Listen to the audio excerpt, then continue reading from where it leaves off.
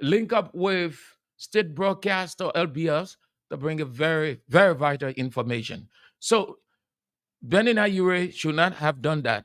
Though he's not running, but whoever he is supporting, it damages that person's reputation or credibility.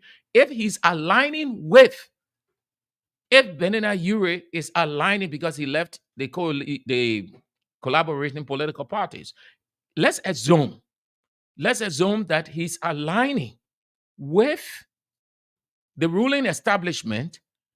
It places a dent on the ruling establishment also.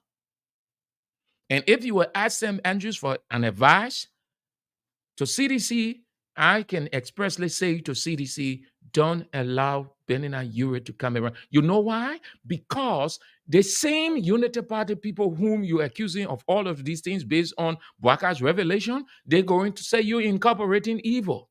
So how can you blast us for evil because we say this, and then you incorporate the man who spoke of 15,000 men with guns? So you are equally guilty. You're listening to Voice of Liberia on Voice of Liberia 104.1. So very shortly we'll link up with state broadcaster LBS. We are getting signal that is we can link up with them now. And after that, we take your input.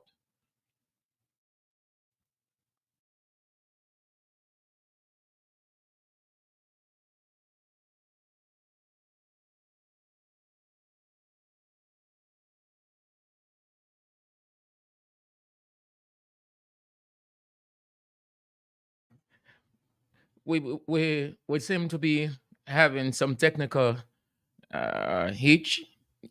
So let's turn to you 0770 907 907 0880 907 907. Have your say on these few talking points while the technicians try to get it link out with LB at 0770 907 907. We had about 46,763,000 customers. In 2018, we moved to 54,000. In 2019, we moved to 56,000. In 2020, we went to 86,000. In 2021, 142,000. 2022, 199,000. Today, we have 245,000 customers on the grid.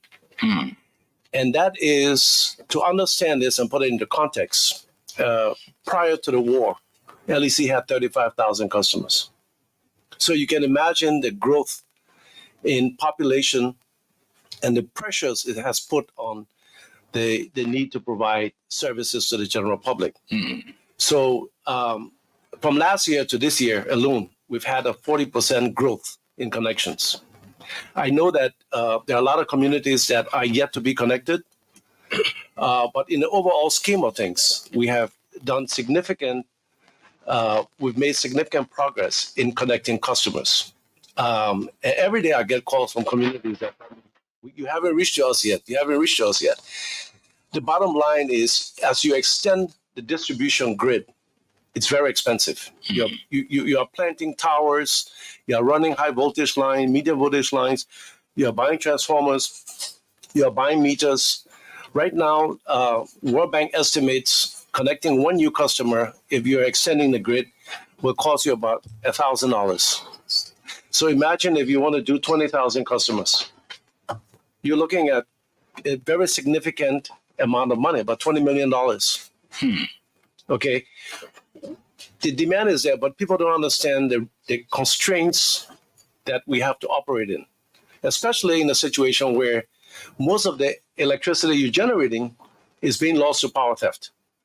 When I took over LEC, power theft was 45% of all the electricity we produced was lost to power theft. So we're not achieving the revenue that we needed to pay for these type of things that people are talking about.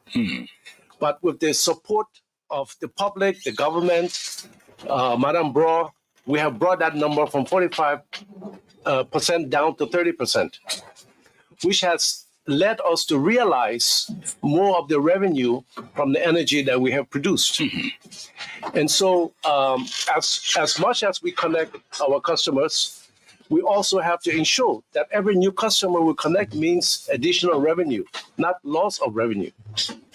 Okay, so that has been an important factor. And I was at a community that we had just connected, Jacobtown community. We had just connected them, and I said to them, if you pay your electricity bill, I will be able to do for others what I've done for you today.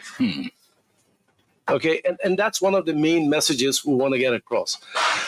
So yes, there are concerns about how far we've reached, but we've covered quite a significant area now. LEC is providing electricity as far as Wiela, as far as Robertsport, Waterside, Tubmanburg. I went to Kakata the other day. People were telling me our electricity never goes off. We have electricity all the time. But those stories are undermined when one person say, I don't have electricity in my community. Surely. But realistically, it takes time, it takes money, it takes resources, and it takes a joint effort to get us there. So in terms of the health of the sector, we're meeting the demand currently, and we intend to continue because our mandate is to increase access to electricity. That's our mandate. Okay. That each and every Liberian one day will have access to electricity. And there are two primary reasons. Electricity transforms the quality of your life. Just imagine the day LEC turns on in your house, how it changes the quality of your life, Surely. what it means for you. And secondly, it helps to stimulate economic growth because now there are new opportunities open to the private sector to engage in commercial activities. And so I'm happy also to report that a survey of businesses have reported back to us that they now have savings of up to 35% on their energy cost. That's 35% of expenditure that they can now put into new investments.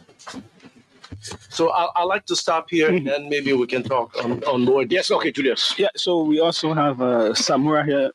Yes, the Deputy Minister of Finance. Mr. Minister, welcome to the program. Thank you. Okay. I don't. Morning, Mr. Captain. Yeah, sometimes I marvel at your evergreenness. Or what's the secret to that, Mr. Captain? You are just evergreen. Well, let me say that I think one thing that I'm focused. Okay. You had to tell me that you were OKFM, so you can see how behind I am.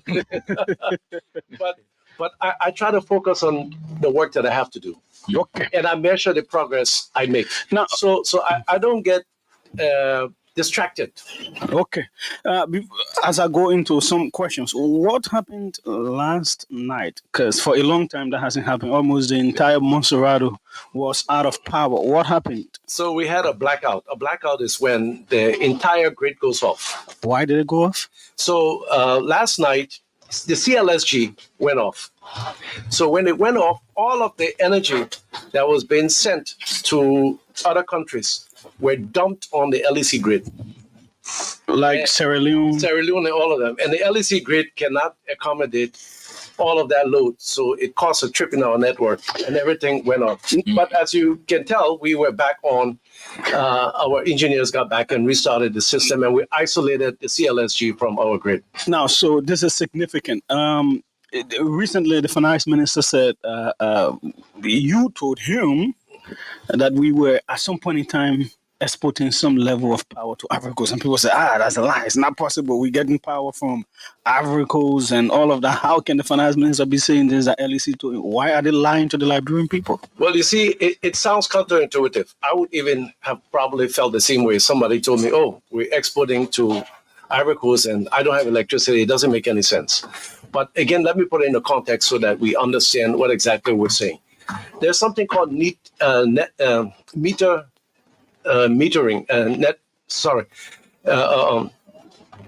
where we, in our billing, we have a netting on our billing, which means that whenever I receive electricity, the meter bills me for the electricity I get.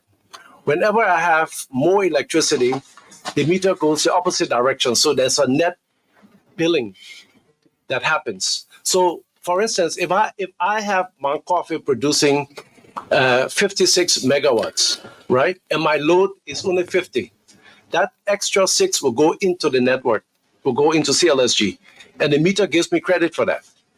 Okay. When I'm at producing 56 and my load is 60, that 4 megawatt extra that I'm using will come back, will be charged to me.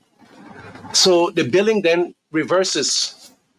So it is that what is happening is the billing goes in favor of Liberia whenever we have a surplus at a particular time, and this can be for 1 hour, it can be for a certain hour of the day, it can be for a couple of hours. It all depends on our loads because the load is not constant. When somebody goes and turns on an air conditioner, it changes the load on the grid. The next person turns off the air conditioner, it changes the load. So imagine that happening on a network level. People are putting on appliances, turning them off. The load fluctuates. So whenever it goes below what we are producing, the excess goes into the CLSG.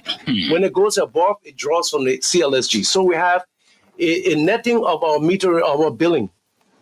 Okay. Now on the grid, we call it an import of energy into our grid and an export of energy out of our grid. So it is true. And I have the figures for June, July, August.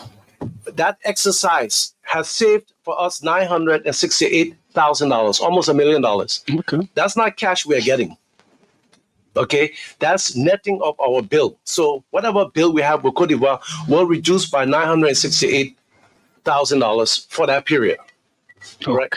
Now, so when people say you're exporting, it's not that Ivory Coast is waiting for us to export electricity for them to use in Abidjan. No, that's not understanding the concept. And I've listened to a lot. This is more technical. It's much more technical. Whatever we put into the grid, Ivory Coast has power purchase agreement with Sierra Leone, with Guinea, with Mali, with so many countries. So whatever extra that we put in there, they can put it anywhere. They can send it to Sierra Leone, they can send it to Guinea. Nobody should think that Ivory Coast is waiting for Liberia to give them electricity. That's not the case. This was very important to provide that clarification. But I also know that the CLSG line is supposed to be a marketplace. Yes, exactly. That it will get to a point if we have actual excess power in this country, like the new hydro project and all the other projects you have, that you can actually sell core into other countries, right? So, Julius, you hit the nail on the head. The whole point of making this case is to show that Liberia has the potential to earn revenue through export. We've injected electricity into the CLSG. We have a return on it. So it shows that if we invest further investment in our generation assets, we will be able to join that energy market and trade. Okay, but again, a lot of people confuse load with access. Load is the amount of energy we're using, but access is the number of people on the grid. Okay, and so sometimes we say, but how can you be giving electricity to Ivory Coast when this community is not connected? But that community has nothing to do with the load. If they're not connected, they don't impact the load. That's the moral argument there. And earlier you spoke about the difficulty of connecting communities and the money required and all of that. Yeah, yes. you have over 245,000 customers now, but it seems the more you connect, the more people need. Of course. And the fact is, despite all of the constraints, we've achieved a 40% increase in connections within 1 year, which for me is significant. Now, I can understand from the personal level, if I'm one of those who live in a community that's not connected yet, I would feel it personally because I'm looking around, I see other communities with electricity, but unfortunately, I don't have that. So, for instance, let's take an analogy where you have bought a lot of new buses, right? And transportation fare is very reasonable. But there are a lot of communities not benefiting from those buses because the roads are so bad or there are no roads, they cannot go there, right? Now, to get them to benefit from the buses, you have to build the roads.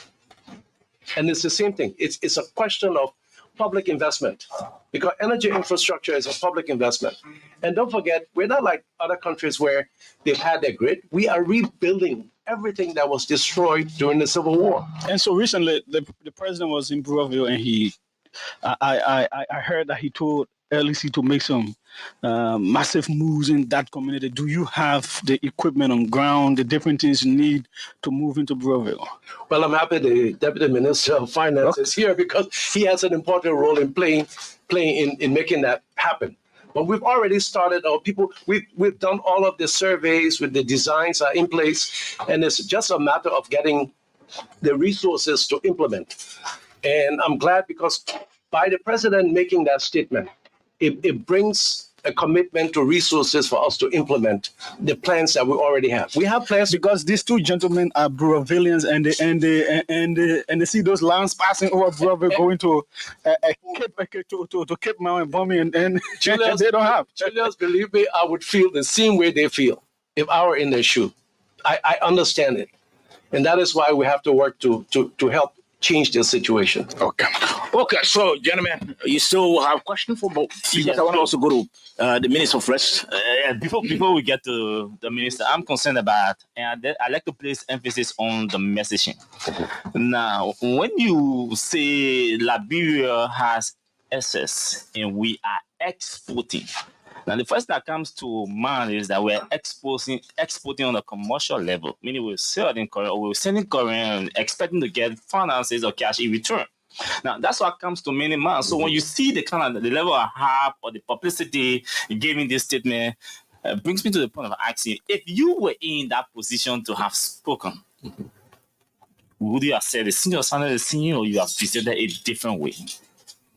Well, again, let me say that the technical information that I'm privy to, the Minister of Finance was not privy to that information. So he couldn't have said it the way I would have said it, because I have more information as to what the actual situation is.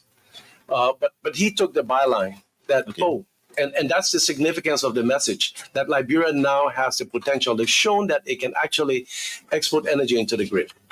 But we're not selling in the sense that we have this commercial agreement to sell electricity to Ivory Coast and all of that. It's net billing that's happening right now. But it is export of energy from our grid into the CLSG. Now, I need us to spend some time talking expansion, and then it's good that you brought in the entire power theft thing with Madam Bro and all of that. Would you visit most of the slum communities, for example? We see these power theft people all in the community disconnecting wires, shutting down meters and all of that. And we see the people expressing demands for the meters, the connections. Yeah. They cannot get access to the meters. Yes. I need you to speak to this issue in terms of capacity. Do you have the capacity? Don't you? I'm glad you asked that question. But first, I just want to say that the demand for meter is real and is leading people to do a lot of illegal things.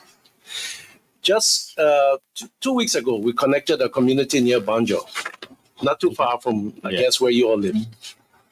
2 nights ago, 15 meters were stolen. Just 2 nights ago, 15 meters were stolen from people's homes on the wall. That's how desperate people are. And I want to say to the public, once a meter is reported stolen and I get the number of that meter, I can disconnect that meter. You will not be able to charge it no matter where you carry it.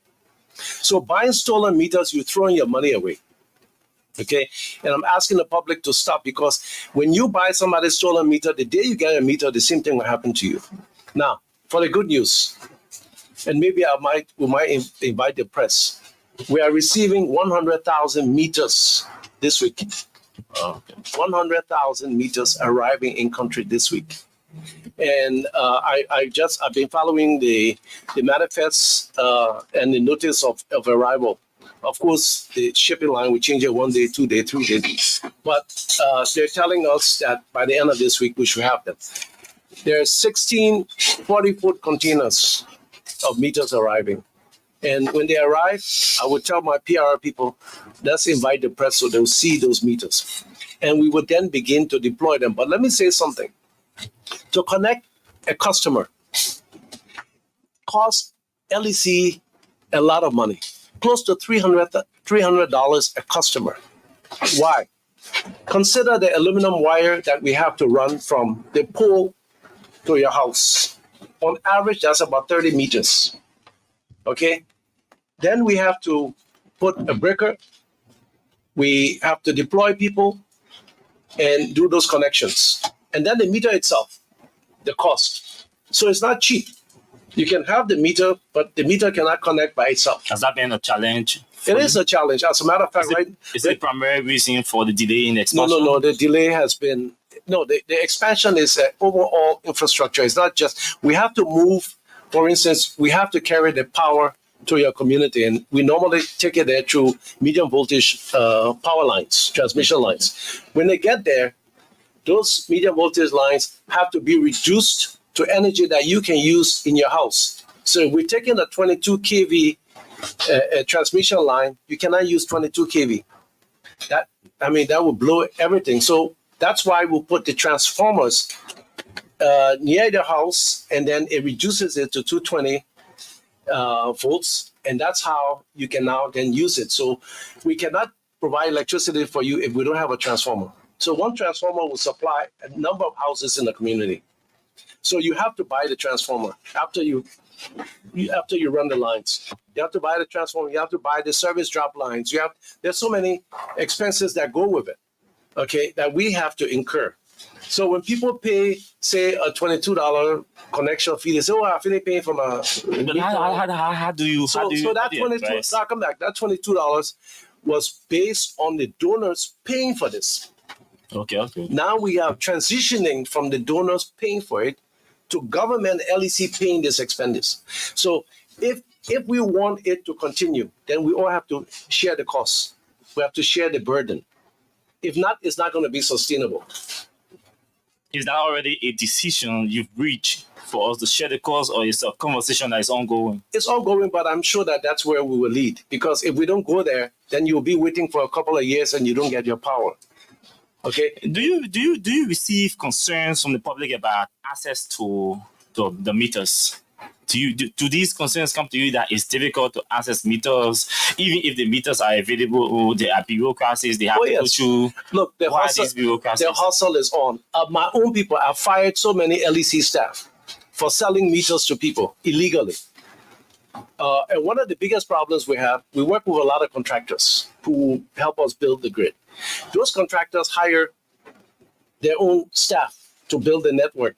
When they are done, they don't have jobs. All of them expect that LEC will hire them.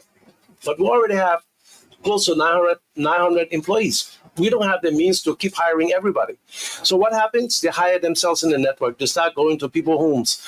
Oh, I can bypass a meter. Oh, I have a meter I can sell to you. And the hustle goes on. And how do we stop that? That's a challenge. Okay, let me just conclude with you on security of your infrastructures, because you're talking about people, power theft and people stealing the meters from homes. And it is the responsibility of the owner of the meters or the user of the meters, or is LEC's responsibility to ensure that the meters we cannot deploy security to everybody's house. You have to take care of your meter when it's there. So I also ask the community to also create community watch groups that take care of their transformers, because transformers are very expensive. If your transformer blows, you can be out of power for quite a while. There are a lot of communities experiencing that. So community ownership of the infrastructure that we invest in and put there is very important to preserving these assets. Okay. On the bigger scale, say the Mount Coffee, the Bushrod power plant, Painesville substation, that's where we have to put security. But the rest of the grid, it's not possible to put security everywhere. So the only security measure for the meters now is that you can see that your office and just block or disconnect the meters if it is stolen. Yes. Okay, so gentlemen, we'll come back to Monica Tem. I'm sure we still have a couple of questions about illegal connections and all of that. But let's go to the Deputy Minister of Finance. Again, Mr. Minister, welcome to the program. Thank you. Thank you very much. It's a pleasure being here this morning. Okay, so Good morning. So let me just keep the ball rolling. Good morning. Good morning. It's been long since. Well, I've been busy working. Good morning, Kevin. Good morning, Austin. Good morning, Julius. Good morning, Sobo. Thank you. Okay, so let me just first ask Mr. Minister. We want to have a fair appreciation of the economy, the state of the economy that this government inherited, and what you've done, and where you've taken the economy as we speak. So first, we want you to, just give us an insight of the state of the economy that you inherited. Thank you very much. I will start the conversation by reminding us about the debate that ensued between the two presidents of Liberia. The current president of the Republic of Liberia, His Excellency Dr. George Weah, and that of President Ellen Johnson Sirleaf, former president of the Republic of Liberia. Okay. When President Weah got inaugurated in 2018, he made a pronouncement that the economy that he has taken over was broke. He took over a broke economy. He made a public pronouncement. And I want the public to understand that for the president to have gone to make such pronouncement, he must have been adequately briefed. And he was adequately briefed. Immediately the president made that pronouncement, he received a sharp reaction from former President Ellen Johnson Sirleaf. She did not deny or accept that the economy that has been inherited by President Weah was broke, but she then made a statement that appeared to be counterintuitive to what President Weah had stated. Her statement was exact. But how can you say you inherited a broke economy, but I left 150 million in the reserve of the central bank? And she was very clear. And it began, I think you all may remember, weeks in this country, there was claims and counter-claims. Oh, the president said he made a broke economy. President Sirleaf said she left 150 million in the reserve. And she was specific as to where she left the money in the reserve. And I will give you, if you give me some time, I'll try my best to be as briefed and as summarized as possible to just give you a clear analysis about this. The legislature became concerned about this matter. The legislature, of course, wanted to understand as to whether the statement made and the response from the former president to establish the accuracy and the authenticity of that particular comment, because they had a serious impact on the economy of Liberia. The legislature then wrote the Minister of Finance and Development Planning, Minister Twe. Minister Twe, upon receipt of the letter, I think it was en route somewhere, I don't remember, but he was traveling and he had left. Normally, when the minister leaves, he normally would designate someone or one of his deputies to make representation in his behalf.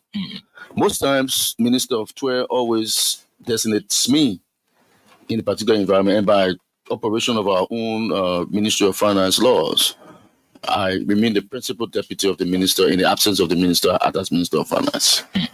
Minister Twe requested that I made that representation at the National Legislature. The legislature invited the Honorable Minister of Finance and the Central Bank of the Republic of Liberia governor.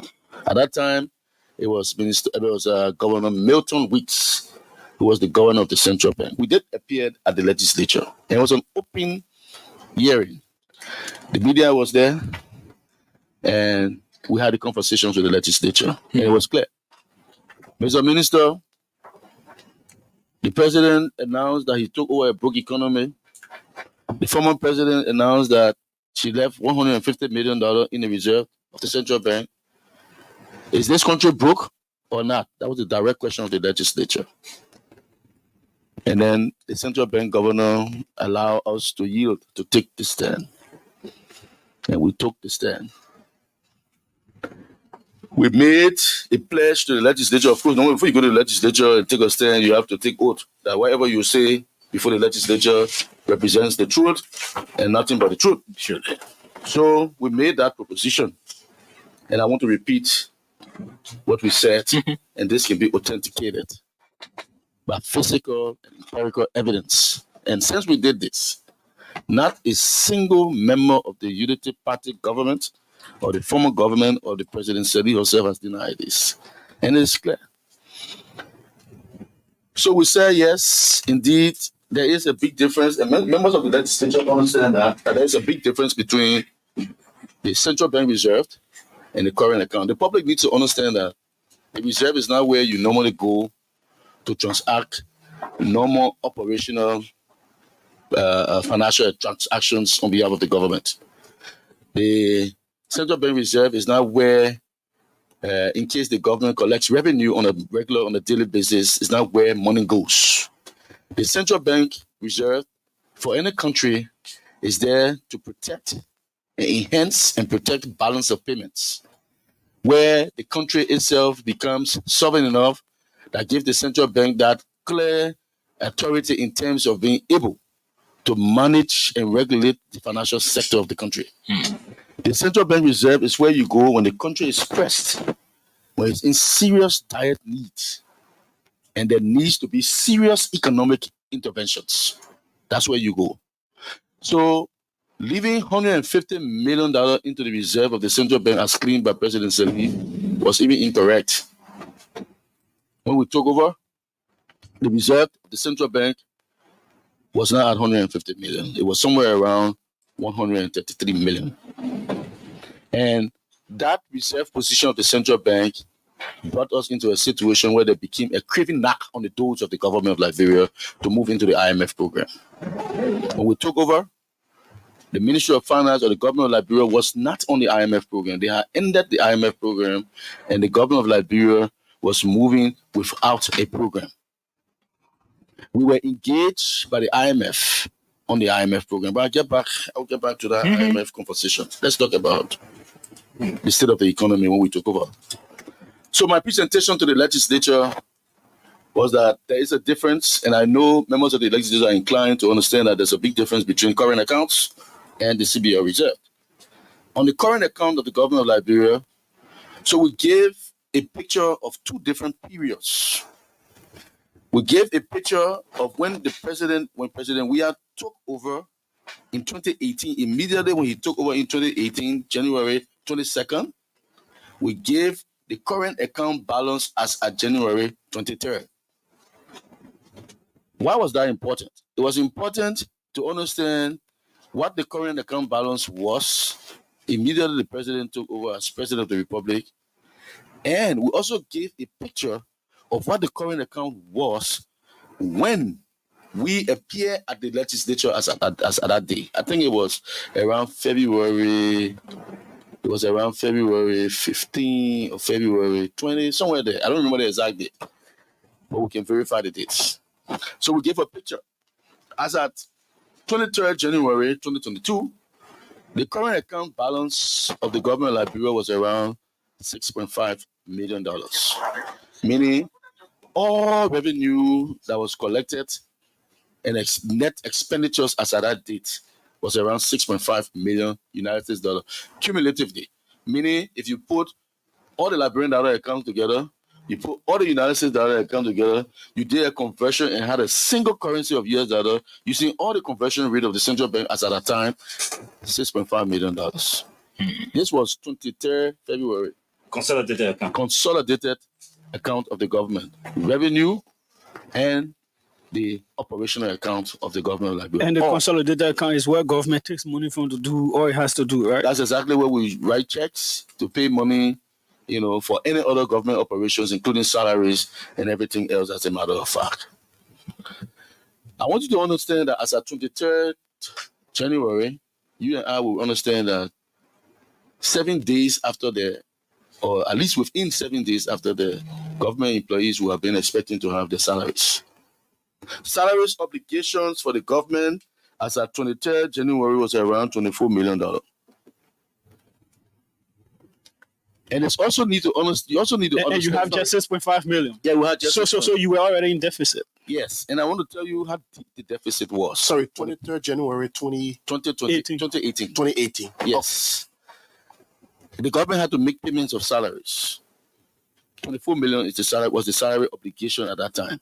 Just average around there, a little more.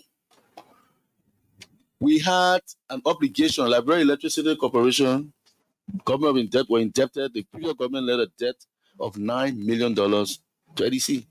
It was banking on our doors to pay that electricity bill. Mr. Campton was not there at the time, but of course, the records will show that the government had money for EDC and the government liquidated that debt, accumulated more debt with EDC, and is liquidating some of those debt as we speak. Sorry. All right. So we had that obligation of $24 million in salary. We had an obligation to LEC of $9 million. The streets in Cinco, you remember sometimes, I don't remember the exact date, but they had to dig up the quota in Cinco and refurbish that road, the whole Cinco belt. You remember that?